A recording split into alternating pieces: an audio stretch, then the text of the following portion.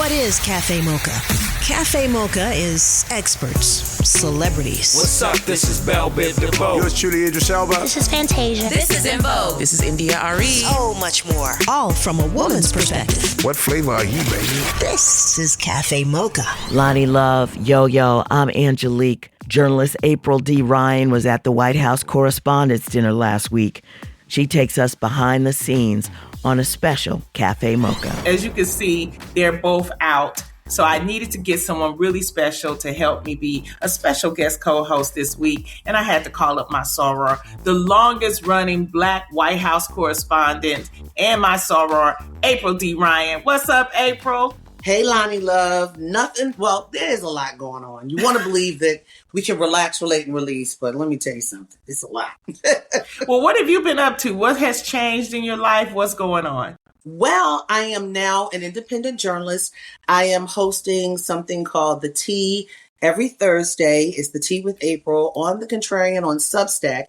And it is wonderful. We get so many people. You were just on and we had people loved you. They said, Loni knows everything. She knows everything about Hollywood. They loved you. And particularly all the rundown on Michael, the movie. And, right now I'm just trying to get myself together after that crazy weekend at the White House Correspondents Association dinner. I hurt myself diving under the table, hurt my knee and my back.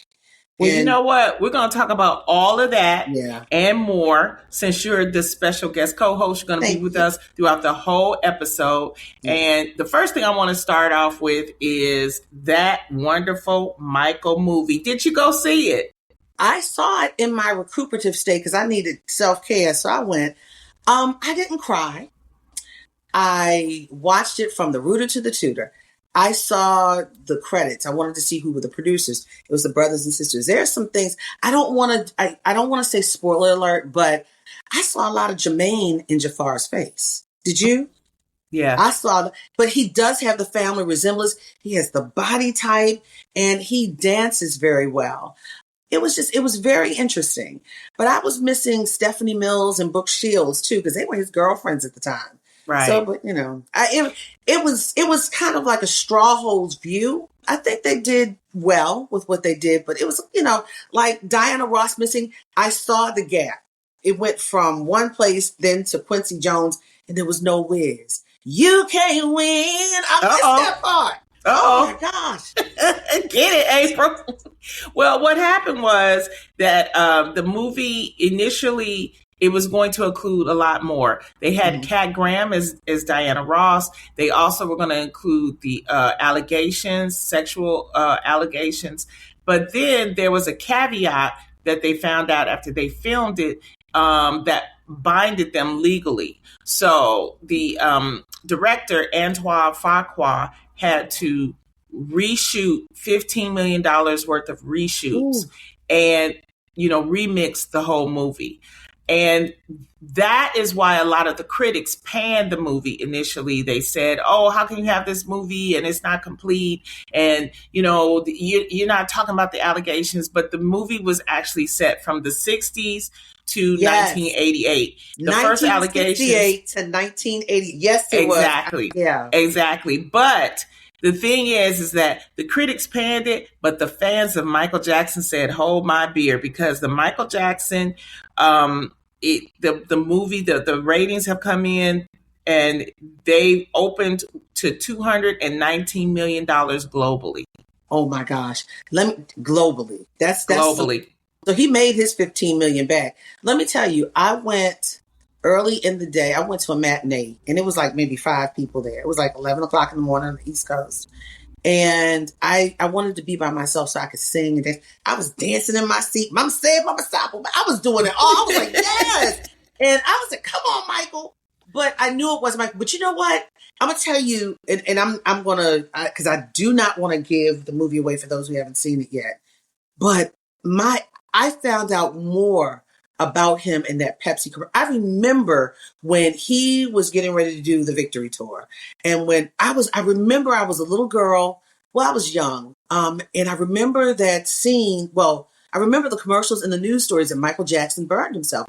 But I didn't know. I mean, I'm glad they went into depth about that more so because I didn't know it was as serious, and they're right. Because he had some juice in his hair. Yeah. And it could have really, he really had some juice in his hair and it could have gone beyond. And that was a blessing that he was alive.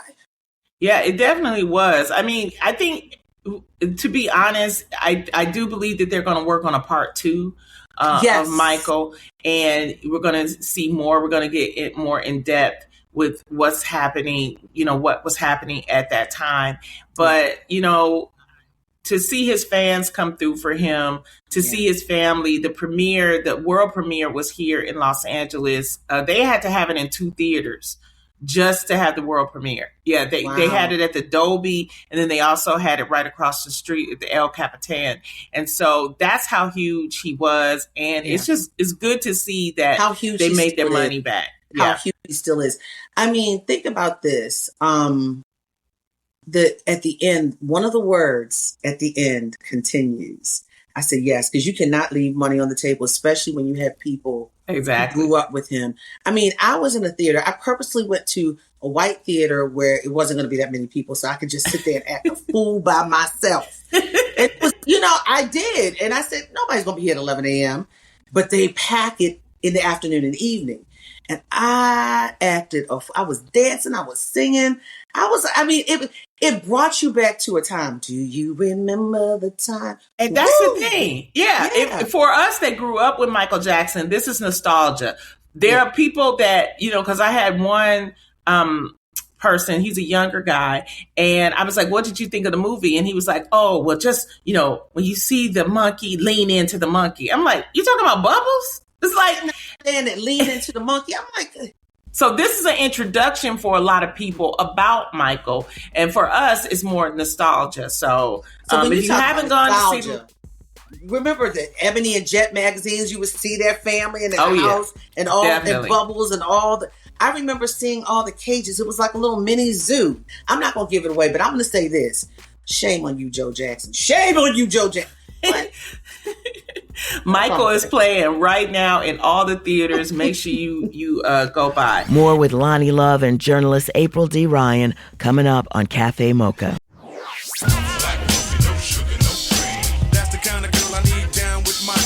Standing in solidarity from a woman's perspective. It's Cafe Mocha. It's Cafe Mocha with this week's special co-host, White House Correspondent April D. Ryan. Still talking about current events. This weekend, April, something happened. Meg the Stallion. She put out a story on her IG, and she basically said cheating. She's dating, she was dating the NBA athlete Klay Thompson. And she put this, she said, cheating had me around your whole family playing house. Now you don't know if you can be monogamous. And basically she clarified that she has broken up with him, that he was cheating, and the whole internet just went through it. Yeah, I heard men were talking about men like that don't like women like. I'm like, stop. The bottom line is that this woman was in love. She was really in love. She was doting on him, buying him outfits. They were matching and stuff. She was cooking. She was domesticated. And now she's up at Moulin Rouge, shaking it like it's hot, dropping it like it's hot, crying over this man. The bottom line is she is a woman and he's a man at the end of the day. And she was looking for love and he hurt her heart. But I want to say this, Loni, when you break up with someone, do you want to make it so public? Because you don't give yourself room to grieve, breathe, and maybe reconcile. You know what I'm saying? Because she's really passionate about this. I was like, ooh, Meg the Stallion, you telling it, girl. Well, I think first of all, there are two sides. After she put out the cheating allegations, there was allegedly a WNBA player that was the person that allegedly he was cheating the with. Mistress, yeah. And the girl came back and said, I had nothing to do with it. I saw that. Then Klay Thompson got on live and he kind of crashed out and he was saying, oh, she cheated first and There was like supposedly I was giving her $30,000 a month, and then I had to take her down to $10,000. That's when the relationship changed. And so that's his side of the story. They acting like it's $30 versus $10. I'm like, oh my God. She mad because she ain't getting 30,000. Well, she mad because she not getting 30 anymore. She just getting 10. 30, comma, 0, dot, 0. I mean, golly, whatever. But you still don't cheat over that. Like you might break up with somebody, but you what are you cheating? You know, because the relationship changed. And I also want to remind people is that's maintenance for her.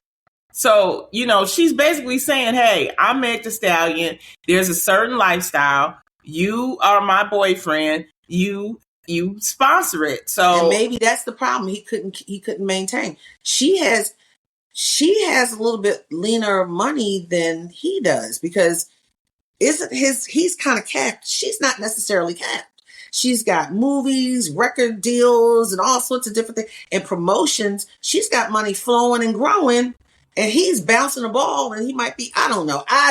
Well, if you look at his dating history, he has dated a lot of women. He's like Mr. Community over there, and that's his business. But I just hate that, like you said, it was so public. I do like that she's, you know, even that day she announced it and she still showed up to work at Moulin Rouge. She is a Broadway star. And that they showed her at the curtain call. Everybody was just applauding her and she got emotional. And I just think that when you're that public, it's like, since we did it publicly, I have to let everybody know we broke up publicly. Yeah, and I get it. Just, but, you know, it's one of those things. And I want to say this to Meg the Stallion, and I know she could care less about April, but I was shaking it like it was hot with her at the Preakness a couple of years ago. We were like, yeah, I was, you know, but no, this woman is so talented. Remember when she graduated and she was getting a degree in pharmacy or chemistry or something? She has got so much to branch out on. And I know the heart hurts when you think you found that one. But let me tell you something. She is a woman who ain't going to be sitting home too long twiddling her thumbs. And it's going to take the heart a minute to heal if they don't get back together. She's got so much. She really does. So she has a bright future. I'm sorry that she's hurting now, but I can't wait till she opens up her pharmacy. I cannot wait till she does another movie, does whatever. This chick is on the rise. What was his name? Boy Bye. Okay. She'll be fine. Boy Bye. And lastly, this week, King Charles and Camilla are starting their state visits, and they were met by Trump and Melania. And the question I have to you is, do you think that Charles will go visit his babies in California, his grandbabies? Let me say this. First of all, and I'm going to give you a little tea. I'm going to knock the pot over a little bit. I remember some of these other visits that King Charles had after he and Camilla got married with some presidents. And we were like, ugh. And they were like, I know. People were like, ugh. They remember Diana. Camilla will never be Diana. Let's just go there.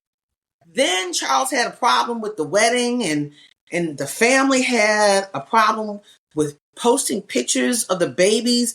They did it in black and white so that people wouldn't be looking at the color. Who cares? That black woman is married to that redhead man.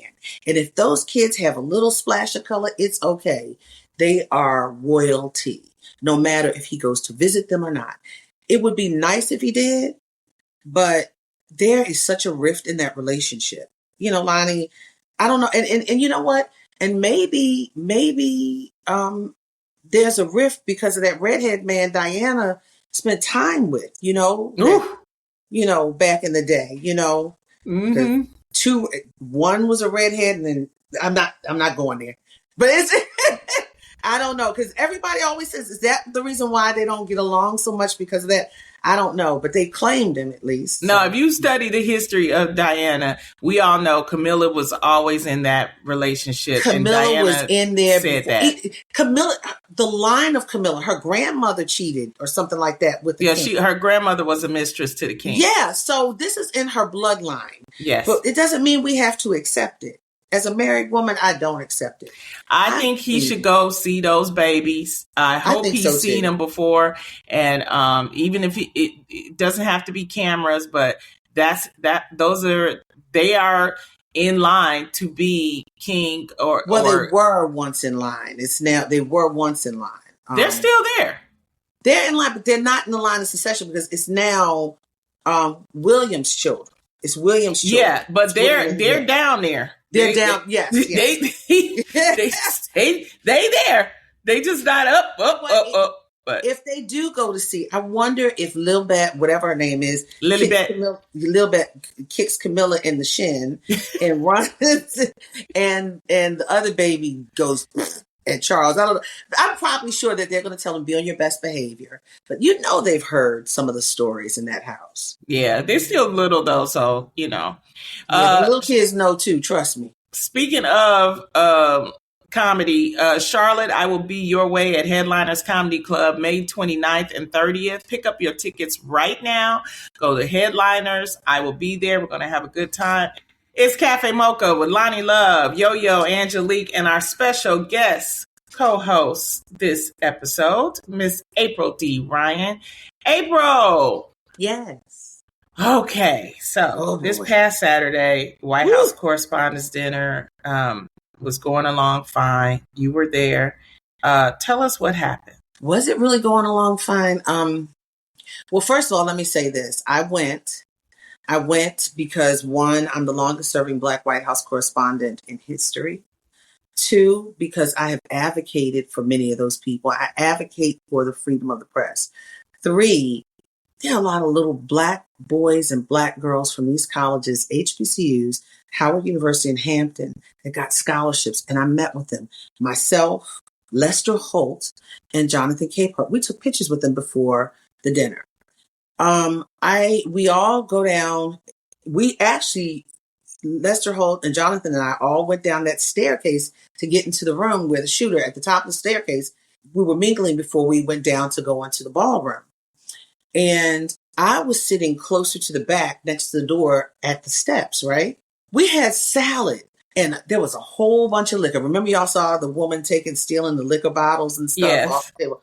There was liquor everywhere on the tables. I don't drink, and I'm so glad I didn't drink that night. So I had my wits about me. They were actually, the color guard had come on. They had introduced the head table to include the president and the vice president. The color guard came.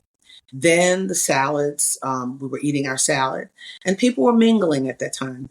Literally, as the waitstaff was coming to pick up the salad plates and put down the entree, we heard something go boom. And I said, oh, a tray of plates must have fallen, because that happens every year. You hear a loud boom, but it was like boom, boom, boom, boom, boom. I said, oh, I dove under that table. I hurt my knee. I hurt my back. And I was down there praying. We didn't get an all clear or anything, but everybody it was pandemonium. Looking back on some of the footage, people were like looking and like, I'm like, what did they think? And people were sitting up and stuff. And I'm like, I was under that table, literally under. A lot of the people brought the wait staff down with us. Everybody got down pretty much. And this one lady from the wait staff who was getting ready to put the lobster on the table, she was like, I'm scared. I want to go home. I want to go home. People are like, shh. Because if a shooter hears that, he's going to come to you. Right. It was an active shooter situation. And I was like, shut up. It was so scary. And then it was a while. And then they said, people were saying it's all clear. I believe that people were hearing what was happening on TV. Loved ones were calling and stuff. And this is the first time that all of our phones worked in that room. Because typically the Wi-Fi does not work in that room. So we were able to communicate, report, etc.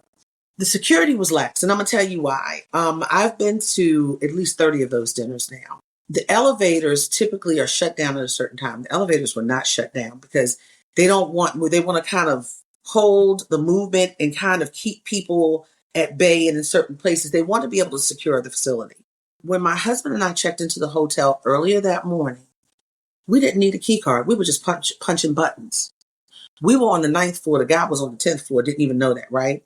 We were able to punch buttons. And that's not secure. And that thing was like that until Sunday. Sunday, like 11 o'clock. It was like that in that elevator. Also, how did they know that that was the lone shooter? How did they know he was the only person?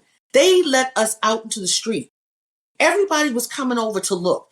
Even though they had expanded the perimeter with security, we couldn't get Ubers or anything. You had to walk a long way. They didn't know how did they know that that was a lone shooter? So there was a lot of missed opportunities. And my question is were these Doge cuts some of the problem as to why security was so lax? I have seen stealth security. That was not it that night. Well, the White House has reported that they did not use the top level security for whatever reason. They have admitted to that.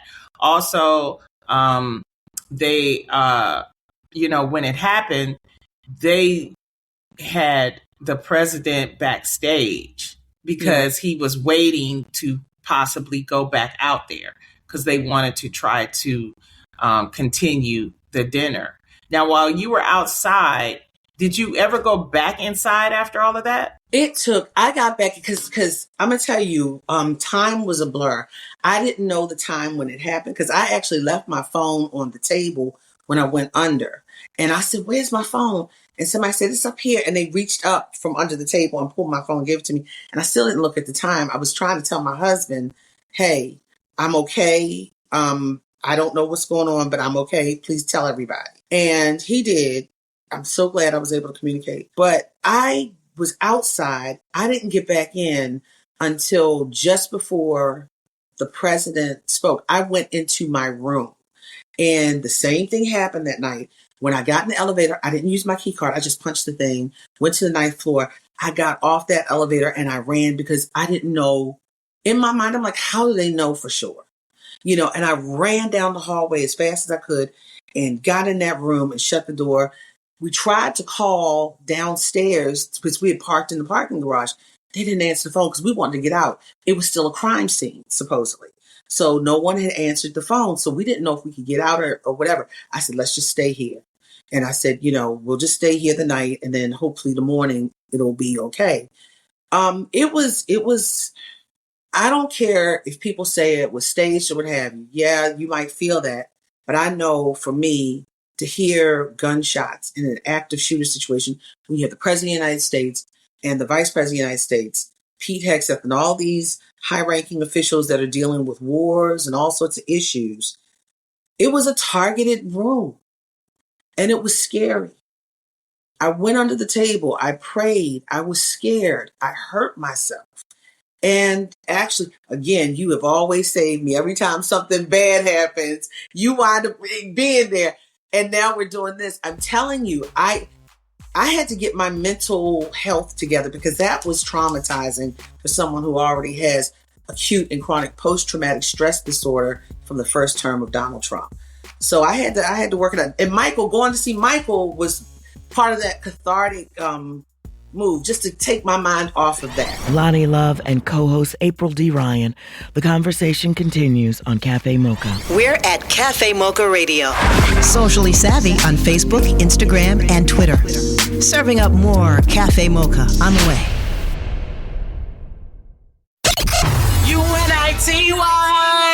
UNITY, that's a unity.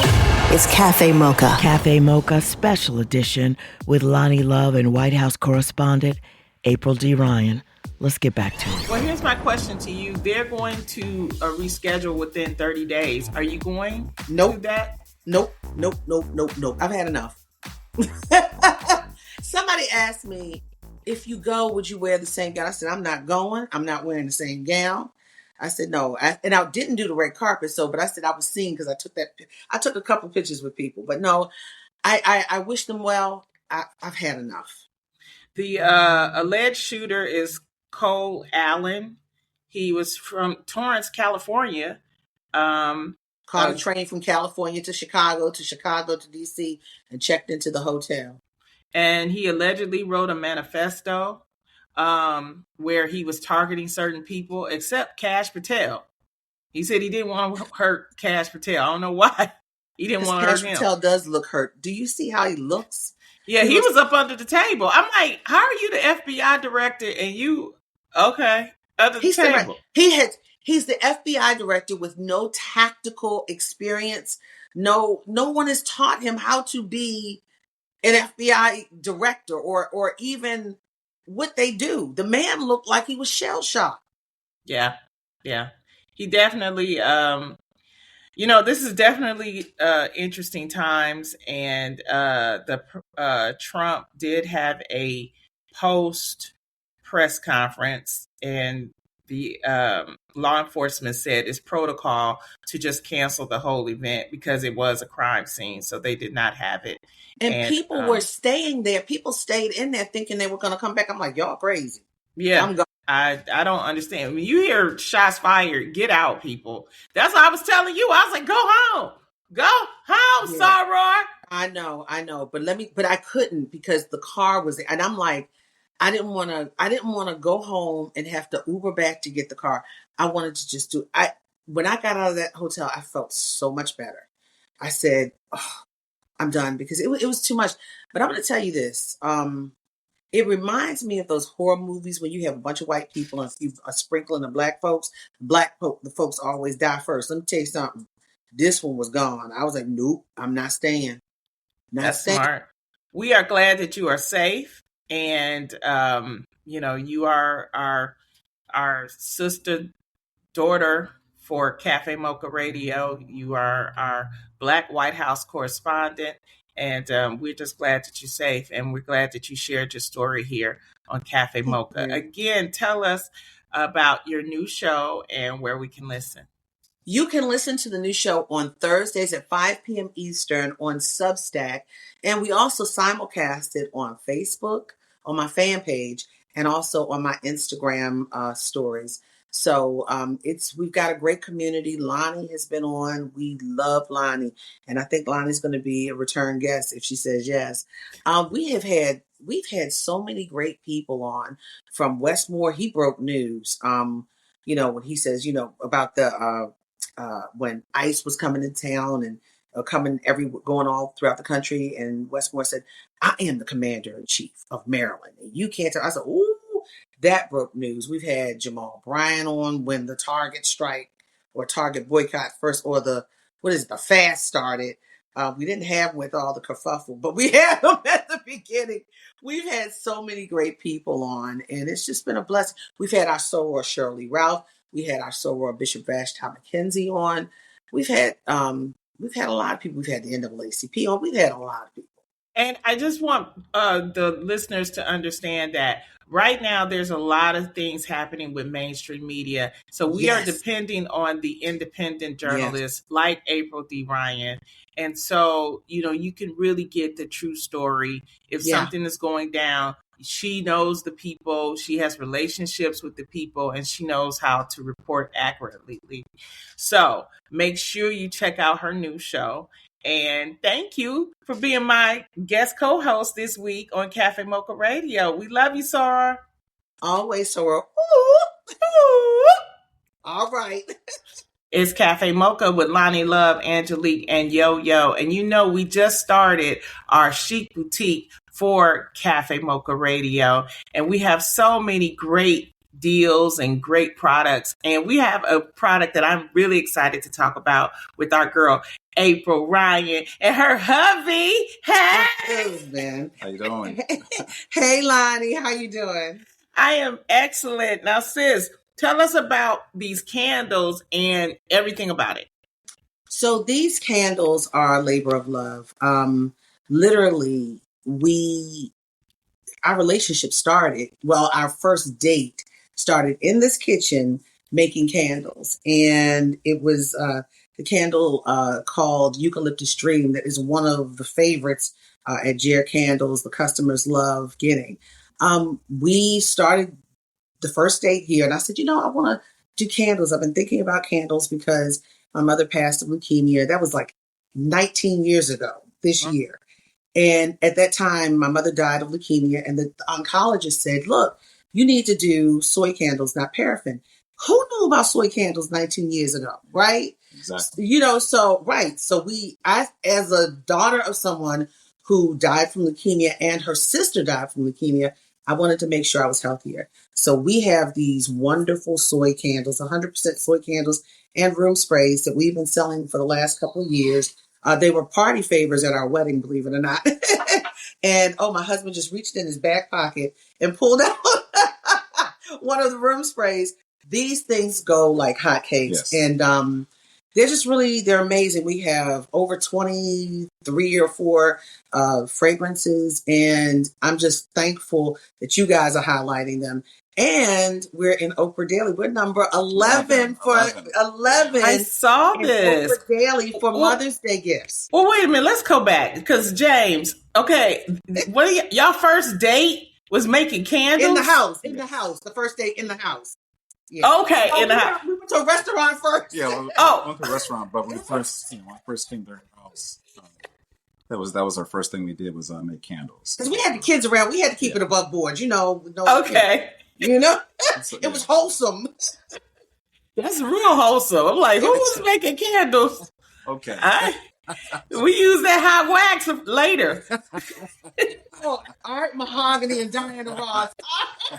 So tell me about some of the other the scents of the candles. Drunken Pear. Well, Drunken Pear, that's actually another favorite of a lot of people. I'm not sure if it's the name, but the fragrance is amazing. It is. My job in this whole thing is to package everything up and get it out in the mail.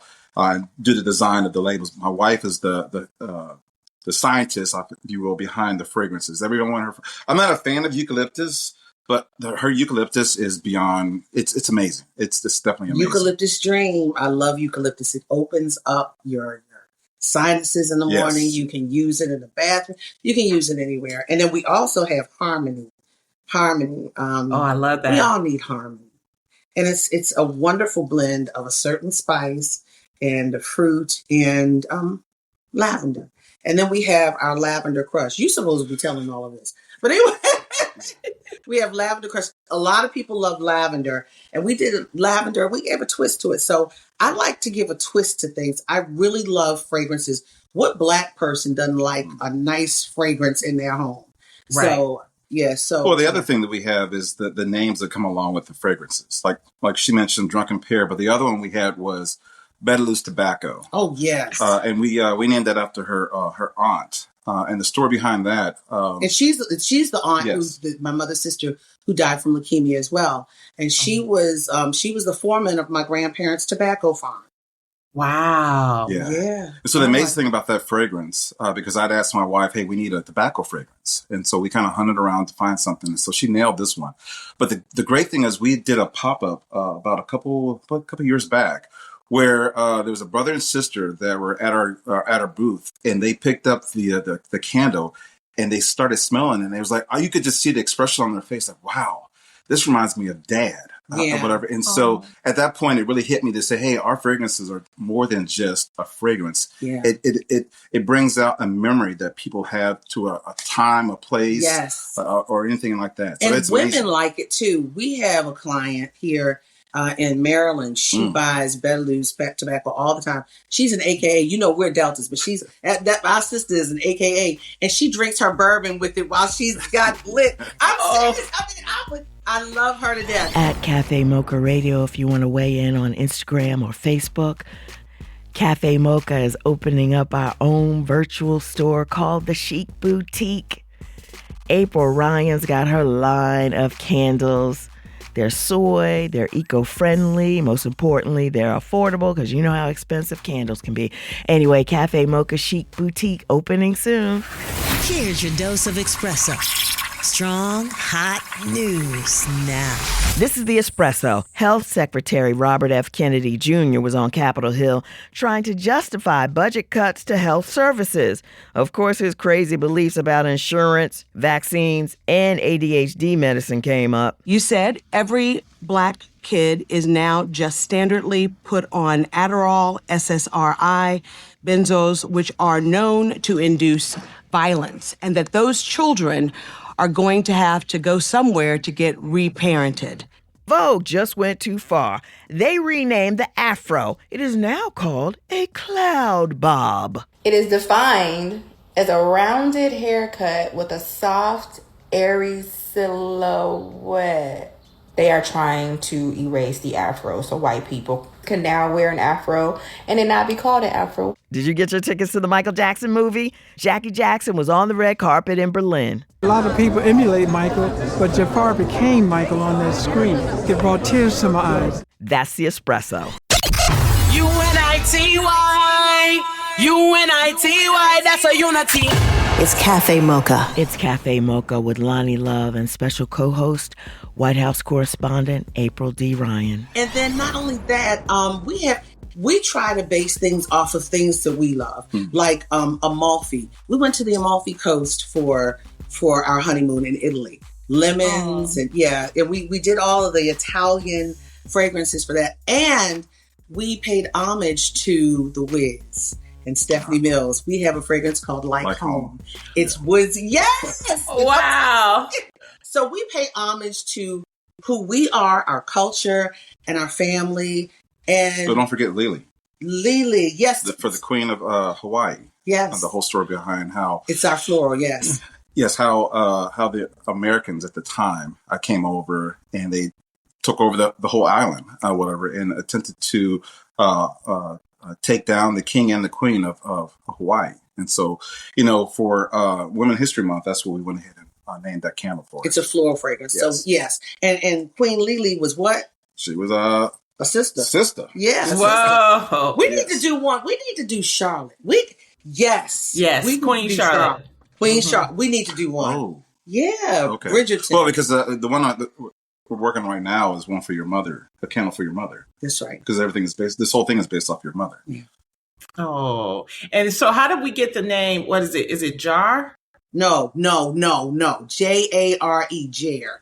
I'm glad you said jar at least. We've got people who want to make it so exotic. JARE. And I'm like, no, it's JARE. I'm like, we just playing. JARE. Yeah. So how did you get the name JARE? James April Ryan Ewing. Oh, so cute. This is Black owned because we're going to put our name somewhere in our product. We're going to do something. The initials, something, That is so cute, though. Thank you. So you have so many varieties, so many flavors. It sounds like a wonderful thing. Loni Love with White House Correspondent April D. Ryan. Weigh in on all platforms at Cafe Mocha Radio. Want a little more of our flavor? Stay right there. It's Cafe Mocha. It's Cafe Mocha with Loni Love and special co-host, White House Correspondent April D. Ryan. Let's talk about you two working together as a husband and wife team. What are the challenges and maybe some advice you can give to other people that are working together as couples? So, anytime you have money involved and you have people who are both A personalities or who have ideas, it's going to be kind of a rub. And it was a rub at the beginning. I remember, you can have it. And he was like, I'm done. But you know what? But we learned to meld into one another and it has blossomed into something beautiful. But I think he knows we had to learn each other's strengths and weaknesses. And, I've been writing a book for the last year, so I had to pull back. Oh my God. I was the one who was doing the concoctions. I was like stirring my fragrances and stuff. And I gave him, and I was holding tight to my formulas. I said, ugh. And I gave him over. I trusted him. And he's been taking the wheel. He has done, and I have to give him so many props because he's pretty much done it all by himself. He's done the labels, the wicking, the making of the mixtures and the waxing and all of that stuff because I've been writing. He's allowed me time to write my next book that comes out October 6th, 2026. October 6th. Now, James, what's your side of the story? Yeah. Okay. So as she takes care of the White House and all the foolishness that happens, over there. I'll take care of that. I'm a retired naval officer, but I work for the Department of Defense, and so by day, I'm doing stuff that supports and defends this country, and by night I'm making candles. And so, can you believe that? it's an hour drive into DC and an hour and a half drive back home. And by the time I get back home, I start the second job of getting the orders out. But you're an officer and a gentleman. Yes, I am a retired naval officer. Oh. That is so sweet. Well, we are so excited to have your candles in the Cafe Mocha Chic Boutique. And also, congratulations on making Oprah Daily. These candles are number 11. Number 11. That's we're gonna get them all the way up. But so we support Black businesses here at Cafe Mocha, and we are honored to have you as part of our family, April, Ryan, and James. Thank you so much. Make sure you guys pick up the candles. JareCandles.com. Made with love. Okay, got it. I'm gonna get me that tobacco so I can. Oh, you like have a little sippy sip? Yeah. This is Cafe Mocha. Coming soon to Cafe Mocha, our virtual store, the Chic Boutique. Right now, we're filling our online store with good stuff like April Ryan's eco-friendly soy candles with lots of scents and a good price. Details coming soon. Join the conversation on Instagram or Facebook at Cafe Mocha Radio. Cafe Mocha is a production of Miles Ahead Broadcasting in partnership with Super Radio.